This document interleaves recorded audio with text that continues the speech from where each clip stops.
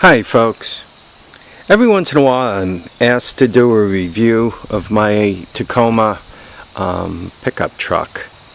This is a 2015 Tacoma pickup truck and I've had it for 30 months now.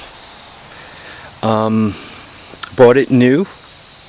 It was $24,500 out the door, and they gave me $2,500 for a trade-in. This is a two-wheel drive, 4-cylinder, automatic transmission. It's got, I don't know what they call this, the plus cab, extended cab. You know, it's got regular front doors, and then these doors open backwards. It does have the back seats and the back window. It's got air conditioning, no cruise control.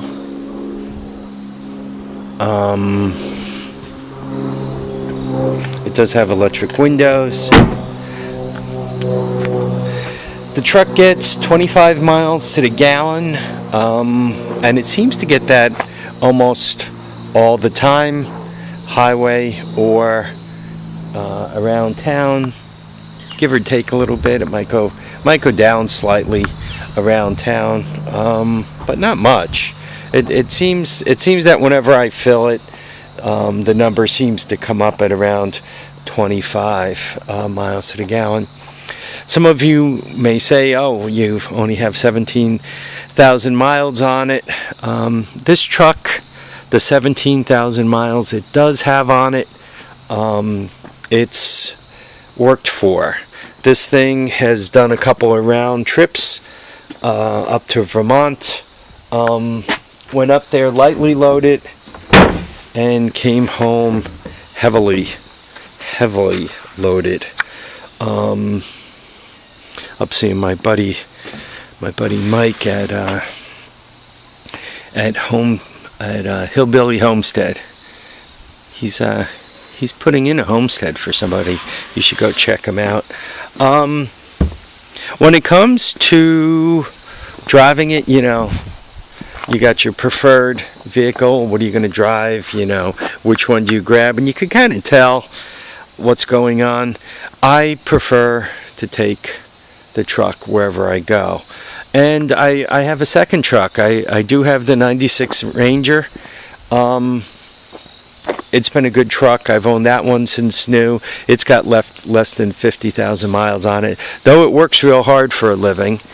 And the Corolla, I'm more comfortable in the truck, the way the seat happens to feel to my back and so forth. And we also have my wife's Corolla, the 06, which quite honestly is more comfortable than the 16 Corolla. I bought the truck when in anticipation of retiring.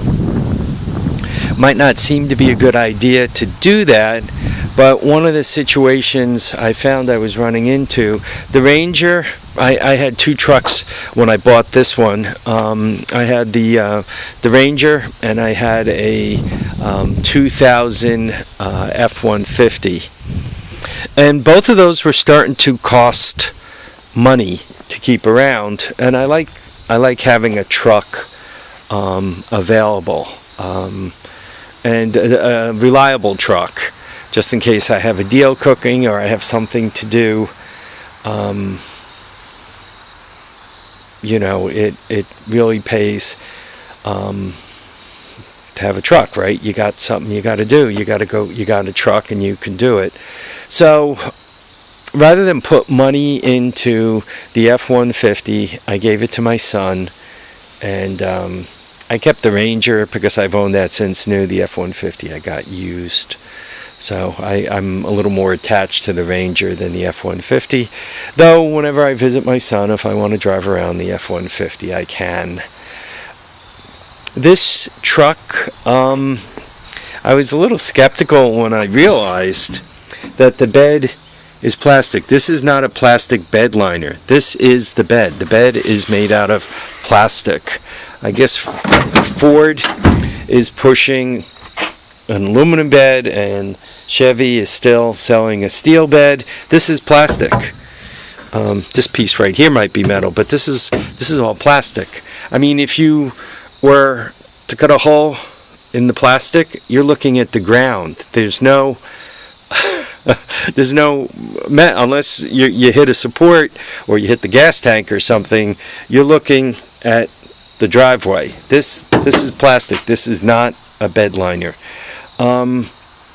And because of that, I've been a little concerned about how well it would hold up. But to be honest, I had a huge military generator in here that I ran all the way to Pennsylvania. Every once in a while, you kind of don't hold something back very well, and it slides forward and it hits the front of this. And once again, this is plastic. When I put my finger the other side, I'm touching plastic. I'm touching these ridges. So it's held up. Do I take exceptionally? I try not to put anything that will puncture the bed, right? I try not to drive stakes through it or anything, but it's held up pretty good. Even the top of the tailgate, there are some little blemishes here and there, but it's really held up pretty good. That's probably about the worst blemish, right? Every once in a while I'll have somebody ask about dents. This one came from when I was loading that huge military generator in here. The backhoe, the way I had the generator rigged up, the edge of the backhoe bucket caught that. And then there's a dent on the other side. And just to give you an idea how thin this metal is, check out the dent and check out where my belly is. Right? Believe it or not, I was leaning over the side and I popped it in. I think I could, that one will pop out probably with a suction cup. Doesn't look like it's creased. In my opinion, it's a great truck. There are those of you who will say, oh God, I would never own a truck if I couldn't own a four-wheel drive. And that's cool. You might have a reason to own a four-wheel drive. My trucks typically don't go out in bad weather. This thing does have the traction control, which means basically if it's slippery and you go to floor the gas pedal, when it senses the back wheels are slipping, it just disconnects the gas pedal from your control and you can't floor the truck and do a donut. About the brakes, same thing. You smash on the brakes. If it's slippery outside, the truck takes control and starts multiplexing the brakes from wheel to wheel. It doesn't let you go into a slide. So do those features work? Yeah, they seem to. I've had some up and around, like a turn when the ground is slippery, and one wheel will break free and you can kind of feel the wheel that's spinning faster than it should be. You can kind of feel the brakes chatter on it to make that wheel stop spinning, and you can feel the other wheel start to pull and the truck move forward. Would I recommend it? Without a doubt, it's been perfect. I also got the 4-cylinder for mostly because I've heard of Toyota 4-cylinder engines going 250,000, 500,000 miles, up in that range if you take care of them. I have not heard the same about the 6-cylinder. Probably somebody's going to post this. Oh, I have a 6-cylinder that has 2 million miles on it. That's cool.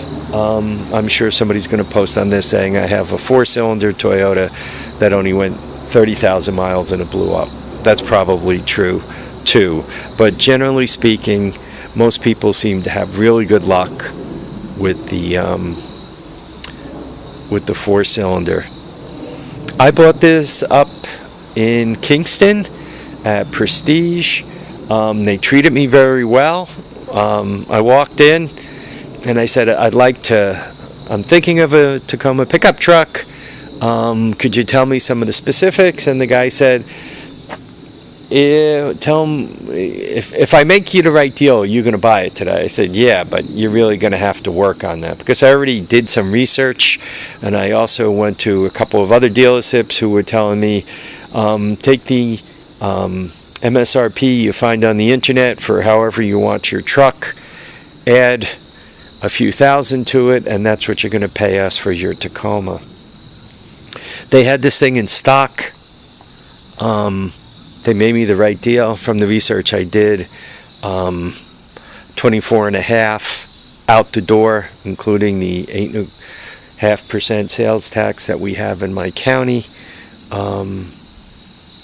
Was a really good price, and once again, the trade-in between what they gave me, and then they pay you sales tax on the trade-in too. Anyway, they gave me $2,500 for a trade-in that was beginning to want some work also. So basically, by buying this truck, I got rid of 2 problem cars.